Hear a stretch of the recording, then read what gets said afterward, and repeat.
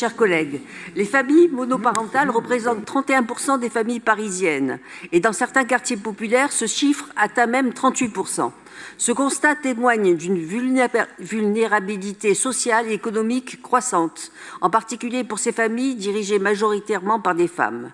Ces familles sont en effet vulnérables à plusieurs égards. Elles sont d'abord victimes de la pauvreté et de la précarité sociale. 23% de ces familles vivent dans la pauvreté, un chiffre qui dépasse largement la moyenne des couples avec enfants.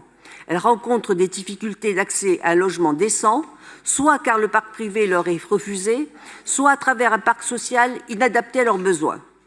De plus, elles rencontrent des difficultés d'accès aux services publics, santé, éducation, culture, notamment en raison parfois d'un sentiment de honte, comme vous l'indiquez dans l'exposé des motifs. Et enfin, elles sont davantage soumises aux répercussions de la violence et de l'insécurité intrafamiliale et quotidienne. Face à ces constats, le groupe Union Capitale considère que cette délibération va dans le bon sens, en renforçant les subventions pour les associations qui œuvrent à leur soutien.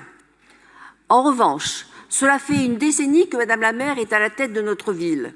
Les familles monoparentales ont été une de vos priorités en 2014.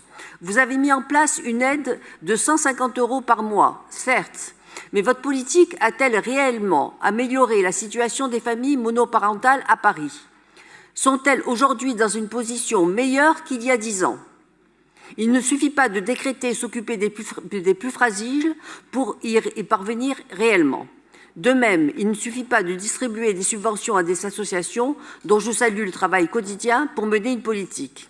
Notre groupe sera vigilant au suivi de l'évolution de la situation des familles monoparentales afin de garantir qu'elles bénéficient de l'attention et des ressources nécessaires pour améliorer leur quotidien.